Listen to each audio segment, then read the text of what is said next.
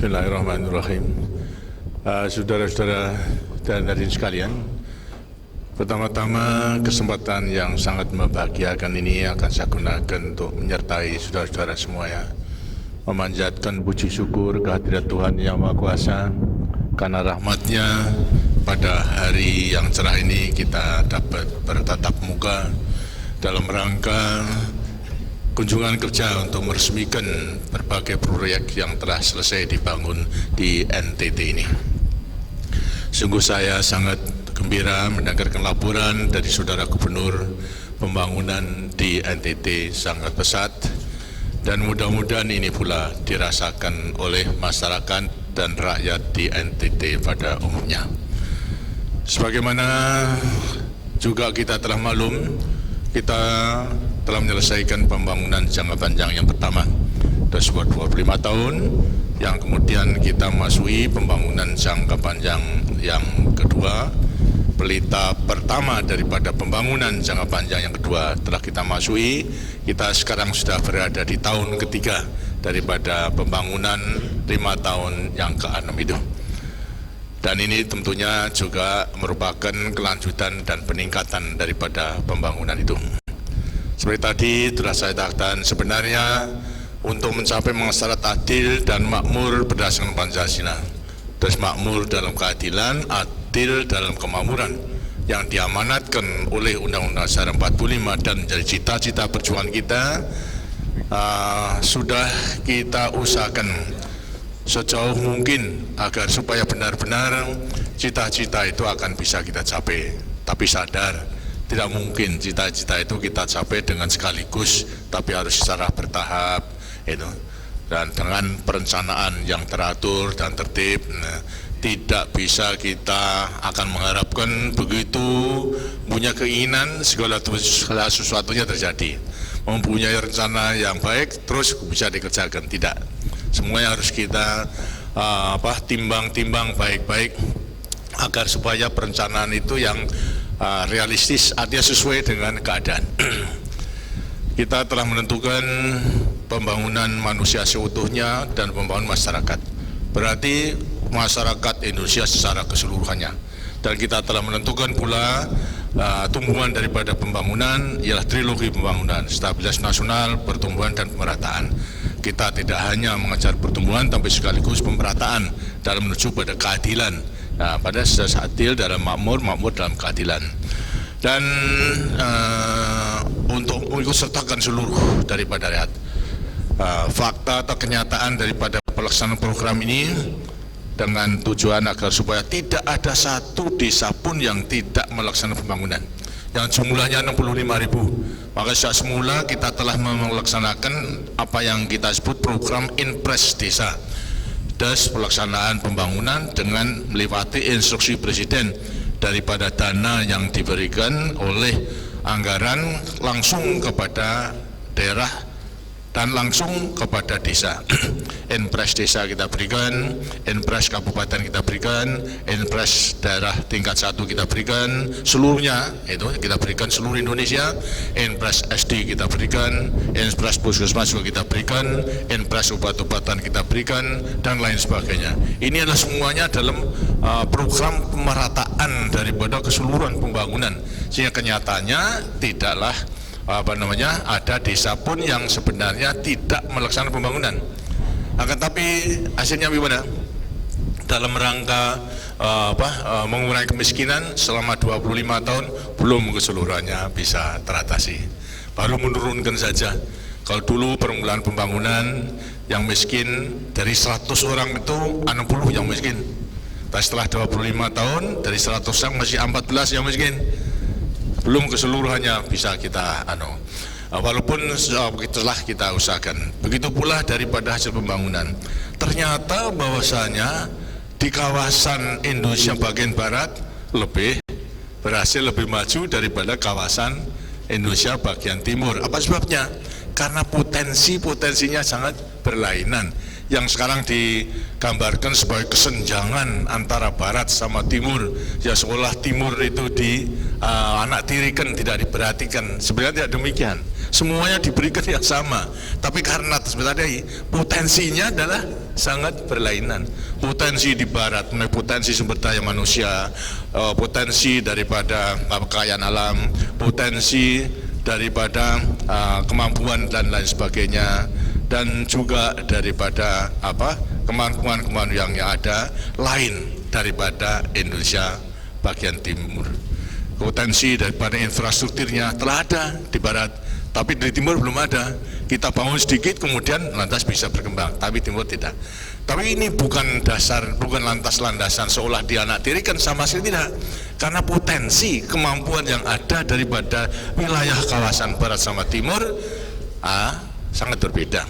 Namun demikian, setelah kita ketahui sekarang ternyata masih ada 14% yang hidup di bawah garis kemiskinan, dan di antara 65.000 masih 22.000 desa yang tertinggal, ternyata sebagian di Indonesia Timur.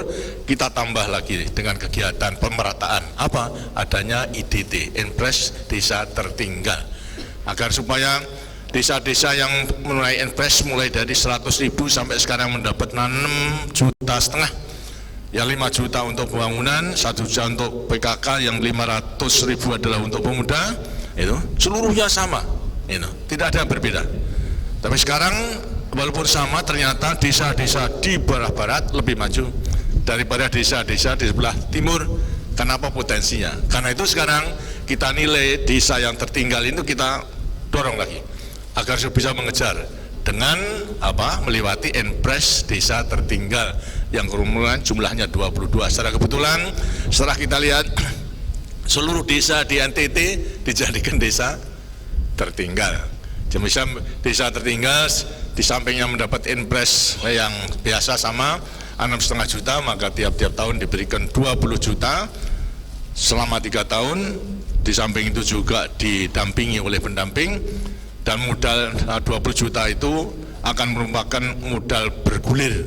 Artinya revolving yang tidak akan ditarik, akan terus berada di desa itu. Dari sedikitnya adalah 60 juta di desa itu yang akan merupakan modal terus berada di desa itu. Dan tidak ada penarikan, tidak ada beban bunga dan lain sebagainya. Tapi dikelola oleh masyarakat di desa agar supaya desa tertinggal, apakah kurang infrastrukturnya, kurang keterampilan daripada desa penduduknya bisa ditingkatkan. Karena itulah perlu adanya pendamping untuk dapat memanfaatkan, walaupun sebenarnya tidak banyak 60 juta, tapi kalau kita hitung di desa kan juga banyak, itu tidak sedikit. Soalnya sekarang tinggal cara memanfaatkan daripada uang tersebut. Ini merupakan wujud daripada pemerintah, usaha pemerintah dalam rangka melaksanakan pemerataan daripada pembangunan menuju pertumbuhan yang memanfaat pula stabilitas nasional yang telah kita capai itu. Saya ingin nanti mendengarkan sampai di mana maksud dan tujuan daripada program Impres pemerataan, dan ditambah dengan Impres desa itu ada manfaat atau tidak, dan juga daripada pendamping dengan sini nanti akan saya minta bagaimana itu baiknya agar supaya betul-betul manfaat daripada modal revolving dan modal bergulir yang 60 juta itu akan terus berkembang sehingga nanti akhirnya desa itu akan menjadi mandiri.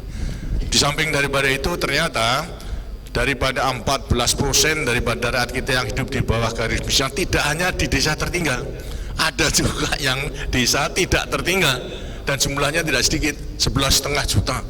Itu sudah separuh kurang sedikit daripada di daerah desa tertinggal. Ini lantas sekarang lain caranya kita mengembangkan dalam kehidupan negara Pancasila, mengembangkan daripada kehidupan bergotong royong bagi mereka yang telah mampu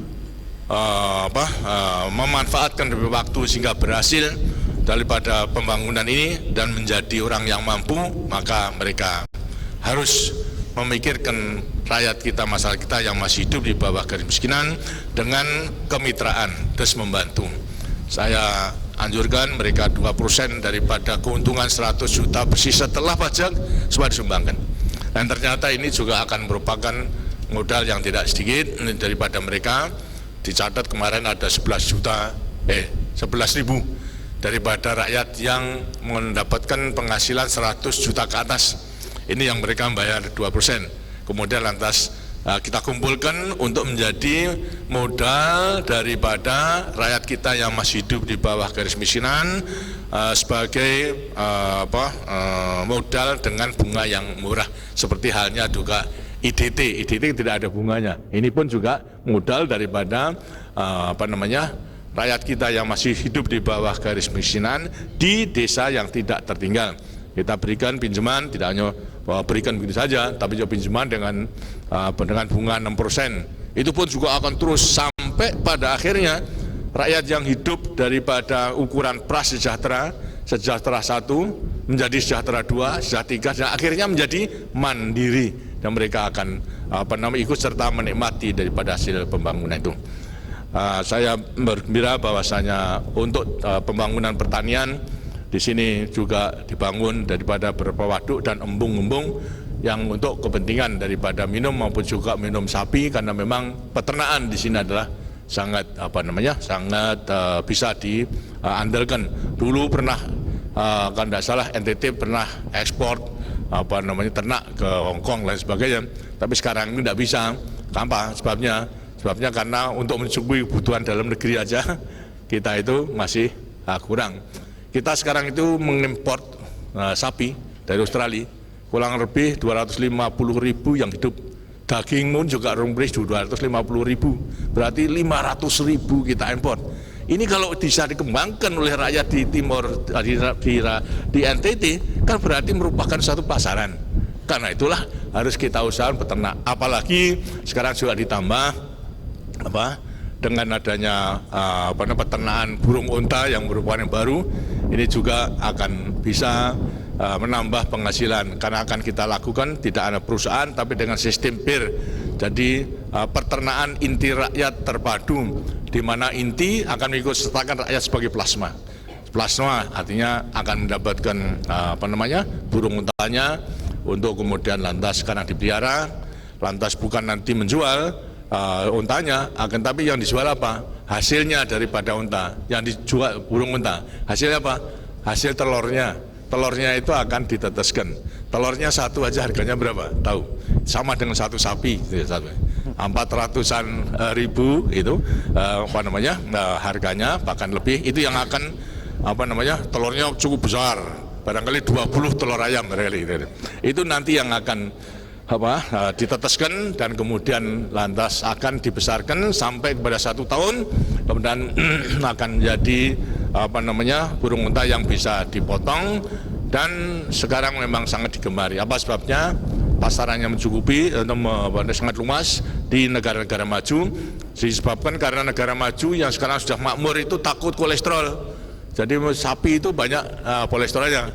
Nah, burung unta itu tidak ada kolesterolnya, karena itulah sangat digemari. Jadi sekarang merupakan pelopor peternakan burung unta di NTT ini.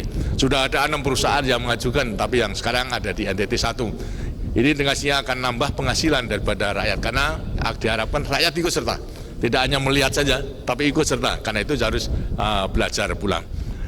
Begitu pula daripada kegiatan-kegiatan lainnya yang bisa kerajinan rakyat yang bisa ditingkatkan untuk diekspor. Dan secara pembangunan keseluruhnya memang telah ditentukan bahwa Indonesia, kawasan Indonesia Timur akan dibangun kantong-kantong kawasan pembangunan pembangunan ekonomi terpadu KAPET. Ini tidak seluruhnya bisa, tapi kantong-kantong. Mudah-mudahan salah satu pula akan bertempat di NTT ini, sehingga nanti industri kawasan industri juga akan datang kemari, dan produk daripada rakyat bisa diproses di situ, sehingga nilai tambahnya itu akan menjadi besar. Nah, demikianlah, tidak perlu khawatir bahasanya seolah-olah sekarang ini rakyat di kawasan bagian timur Indonesia merasa tertinggal, lantas kecil hati, tidak itu. Nah, tertinggal karena memang potensinya. Nah, sekarang kita mengetahui, kita tambah kemampuan kita untuk mengejar daripada ketinggalan dengan kawasan Indonesia bagian barat. insya Allah semuanya akan bisa dilaksanakan. Nah, sekarang saya akan minta mengenai pengalaman dari penggunaan dana IDT, karena di sini seluruh desa sekarang, seluruh desa di NTT memperoleh IDT, Impres Desa Tertinggal ini. Siapa yang ingin mengungkapkan daripada daerah desa IDT? IDT? Nah, ini pendamping kan? Anda anunya dulu daripada masyarakatnya dulu. Nah, silakan ya.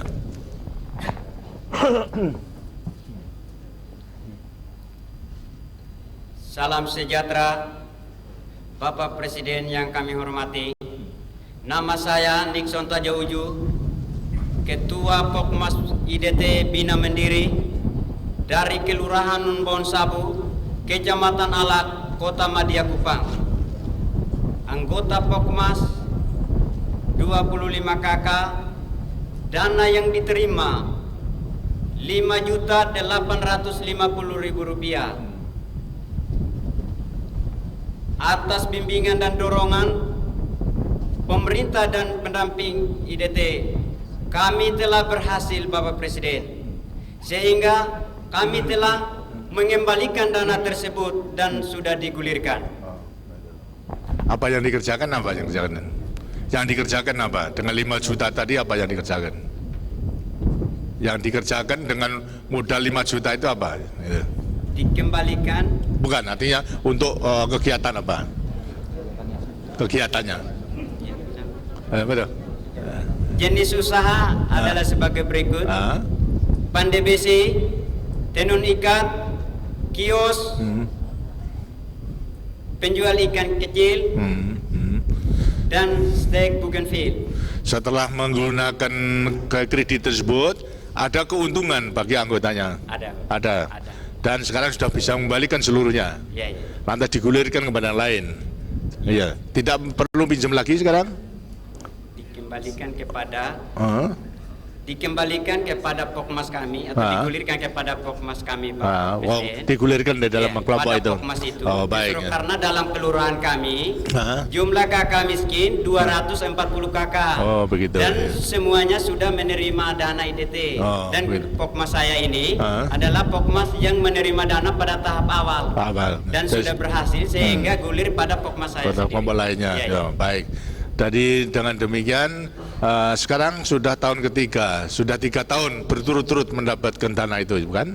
Nah, lantas untuk selanjutnya, apakah dengan keuntungan itu bisa memenuhi kebutuhan hidupnya? Dengan keuntungan itu bisa memenuhi kebutuhan hidupnya seharian? Bisa. Bergulir kepada lainnya. Pada anggota kami dan kami.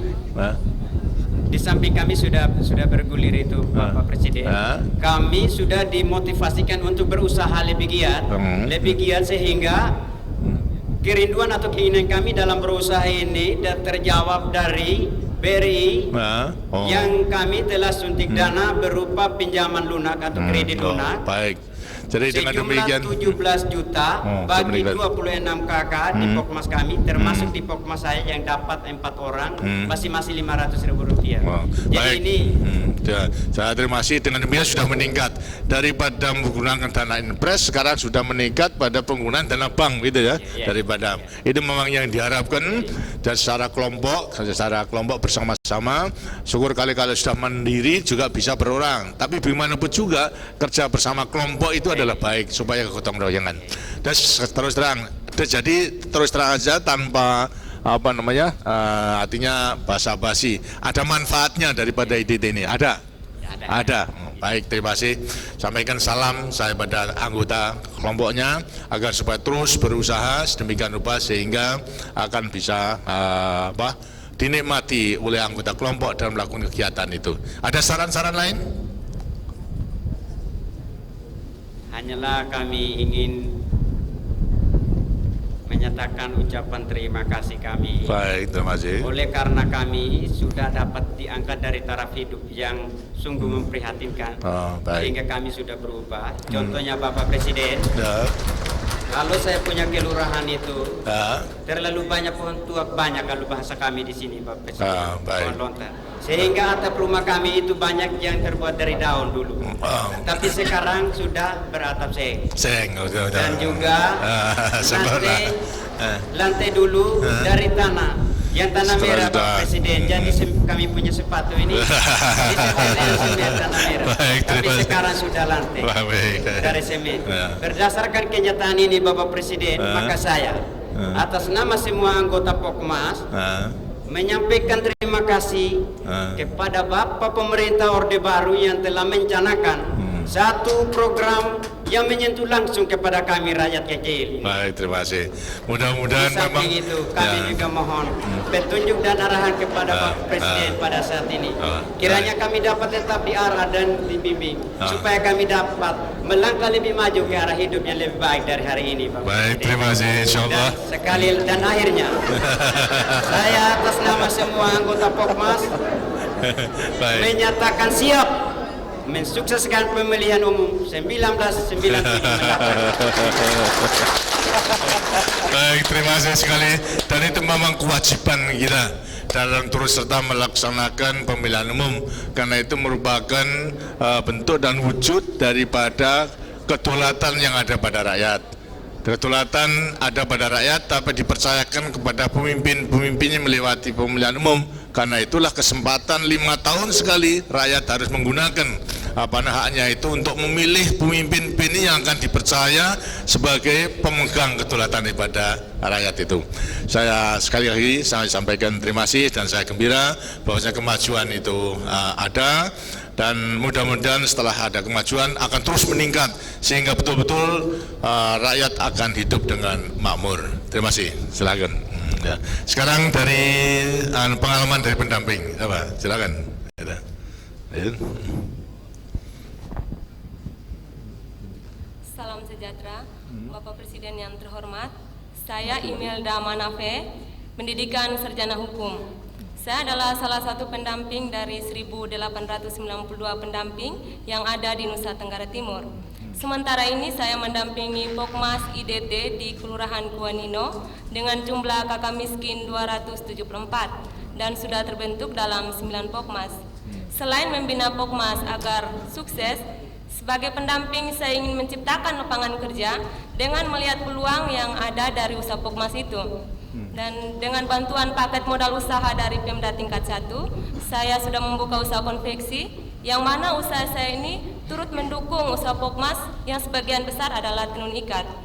Pokmas menenun, Pak. Dari hasilnya saya ambil dan membantu memasarkan, bahkan saya kelola lebih lanjut. Saya jahit dalam berbagai jenis pakaian. Dan dari usaha konveksi ini juga sudah berkembang ke usaha kios, yang mana sudah menyerap 3 orang tenaga kerja, 2 untuk tenaga jahit dan 1 untuk kios. Dan saya juga sangat bersyukur dengan adanya program IDT ini, Bapak, di mana Pokmas yang kami dampingi itu bisa berhasil, pendamping pun turut berhasil. Kita juga menjaga antisipasi jangan sampai satu ketika Pokmas berhasil, pendamping yang menjadi calon kakak miskin baru, Pak. Baiklah, terima kasih.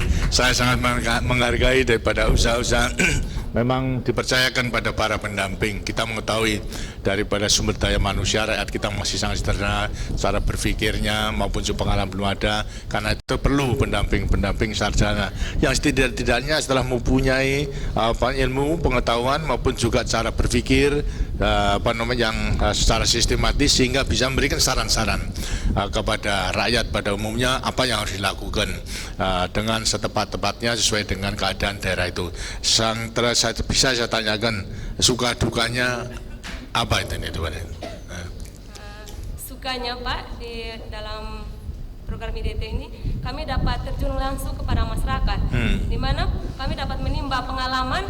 Selama kuliah kami tidak mendapat pengalaman di bangku kuliah itu, tapi terjun langsung ke masyarakat kami dapat pengalaman yang sangat berharga. Oh, baik. Hanya dalam berwira swasta ini. Nah, dukanya apa? Tidak senangnya? Dulunya waktu kuliah pandangan kami itu untuk menjadi pegawai negeri, tetapi selama mendampingi Pokmas ini, pola pikir kami jadi berubah, Pak. Oh, Kami begitu. ingin menciptakan lapangan kerja. Saya kira memang benar dari Pak Saudara bahwasanya kita tidak bisa hanya belajar di perguruan tinggi saja. Bahkan dalam masyarakat itu merupakan perguruan tinggi yang lebih tinggi daripada perguruan tinggi. Banyak daripada ilmu-ilmu yang bisa kita timba daripada masyarakat yang nampaknya sederhana tapi sebetulnya ilmunya adalah banyak sekali. Kalau kita bisa memperpadukan daripada ilmu yang kita terima secara teori kemudian di lapangan praktik, itulah nanti akan kita memiliki bekal-bekal yang lebih sempurna untuk meningkatkan pengabdian kita pada negara dan bangsa yang sedang bangun. Saya sampaikan ucapan terima kasih. Sudah berapa tahun? Sudah berapa tahun? 25 tahun. Bukan, anunya, pekerjaannya? 3 tahun. 3 tahun ya.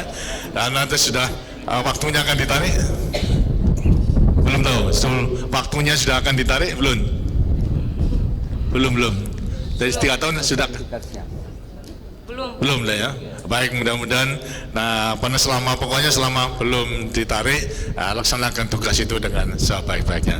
Terima kasih. Lantas lagi siapa yang ada daripada peternakan, siapa ada? Ya, silakan. Maka. Jam berapa? Pak, maju dikit. Bapak Presiden yang kami cintai, nama saya Frans Rajahaba. Saya Ketua Koperasi Unit Desa Unuhari dari Pulau Sabu, Kabupaten Kupang, pulau yang terkenal sebagai pulau yang paling kering dan gersang di NTT. Bapak Presiden, pada umumnya kami melihat kekeringan dan kegersangan itu sebagai bencana. Tapi di pulau kami sedang mencoba berusaha untuk melihat sinar matahari yang terik dan iklim kering itu sebagai potensi. Antara lain dengan melakukan budidaya rumput laut. Karena rumput laut ini mengandalkan air laut dan sinar matahari yang terik yang panjangnya 9 sampai 10 bulan dalam setahun. Budidaya rumput laut ini telah melibatkan kurang lebih 310 anggota KUDE dan tahun lalu kami berhasil memproduksi 250 ton yang kami jual ke pabrik di Bekasi dan sebahagian kami melalui eksportir di Surabaya diekspor ke Denmark. Usaha lain dari koperasi kami, Bapak Presiden, adalah memanfaatkan padang sabana, padang rumput sabana dan pohon-pohon lahan kering yang survive di iklim kami ini, dan memanfaatkan tanaman-tanaman penghijauan